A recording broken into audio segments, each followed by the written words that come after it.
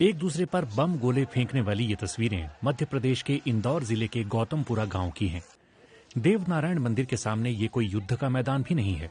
यहाँ करीब 200 साल से चले आ रहे पारंपरिक हिंगोट का युद्ध हो रहा है। युद्ध तो बहुत पुरानी परंपरा है।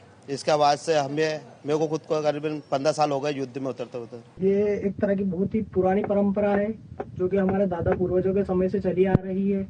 यह हिंगोट की परंपरा काफी वर्षों से चली आ रही है गौतमपुरा में। ये पूरा विश्व में एकमात्र गौतमपुरा में यह युद्ध होता है जो कि दीपावली के एक दिन बाद पड़वे पर होते हैं। ये देख सकते हैं आप, यह हिंगोट है जो कि हिंगोट युद्ध में इनके द्वारा हिंगोट युद्ध खेला जाता है। यह एक तरह का फल है जो कि पेड़ों से प्राप्त होता है। इसको छील के सबसे पहले यह एक फल रहता है, इसके ऊपर एक ऊपर परत रहती है जो कि बता सकते हैं फल में जो रहती है उसको दोनों तरफ से छेद किया जाता है, इधर से और इधर से। उसका इसको छीला जाता है। इसके अंदर गिर रहता है, गिर कुछ ऐसा, इसको निकाला जाता है। उसके बाद इसमें बारूद भरा जाता है। हिंगोरिया पेड़ में लगने वाले फल हिंगोट में बारूद भरने की तैयारी नवरात्रि के आते ही शुरू हो जाती है। दीपावली के दूसरे दिन इस युद्ध का आयोजन होता है। इंदौर के देपालपुर ब्लॉक के आसपास के गांव इसमें हिस्सा लेते हैं। इसमें 2 टीमें हिस्सा लेती हैं। एक टीम का नाम है तुर्रा और दूसरी का नाम है कलंगी।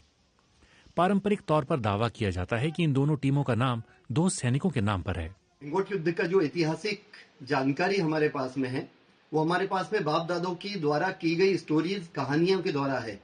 और उन्होंने बताया है कि किस तरह से हमारे बाप दादे हमको बताते आ रहे हैं कि हमने किस तरह से युद्ध लड़े, मुगलों के आक्रमण को विफल किया। क्योंकि यहाँ के मराठी और राजपूत सैनिक लड़ते थे उन मुगल आक्रमणकारियों से जो घोड़े पर बैठ के आते थे, जब वो चंबल नदी की घाटियों से गुजरते थे। तो हिंगोट जिस एक फल है जिसके अंदर लोकल स्थानीय बारूद बनाकर लगाया जाता और उन घोड़ों पे मारा जाता। जब यहाँ पर वो जब गिराकर भाग जाते मुगलों को, तो उतर के किस तरह से उनपे गुरिल्ला वार के जरिए उनका हत्या कर दी जाती। तो इस तरह की कहानियों से बढ़ते बढ़ते ये कहानी यहाँ तक आई है जो हमने सुनी है। हर साल एक दूसरे पर हिंगोट फेंकने के क्रम में कई योद्धा घायल भी हो जाते हैं। इस साल के आयोजन में भी ऐसा हुआ है। इस युद्ध में छोटी मोटी चोटें जो थी जिनको लोग यहीं पे फर्स्ट एड देके छोड़ दिया गया। करीब 30 के आसपास छोटी मोटी चोटें थी। 6 लोगों को हमारे यहाँ से और प्राथमिक स्वास्थ्य केंद्र पर ले जाकर उपचारित किया गया और एक को थोड़ा सा ज्यादा प्रॉब्लम था, जिनको नाक में लगी थी उनको इंदौर रेफर किया गया। एक को शायद हाथ में फ्रैक्चर हो सकता है, थोड़ा स्वेलिंग थी, तो शायद उनको भेजा जा सकता है और अभी उनका उपचार चल रहा है। तो इस तरह से लगभग 6 से 7 लोगों को प्राथमिक स्वास्थ्य केंद्र भेजा गया, बाकी सबको यहीं उपचारित किया गया। पिछले कुछ सालों से हर साल दोनों टीमों के योद्धाओं की संख्या कम हो रही है, लेकिन इस साल दोनों टीमों से लगभग 200 खिलाड़ियों ने हिस्सा लिया। हालांकि इसे देखने वालों की संख्या 2,500 से 3,000 के बीच रही। स्थानीय पुलिस का दावा ये है कि इस युद्ध में लोगों के बचाव के लिए काफी इंतजाम किए जाते हैं। सालों से चला आ रहा है ये।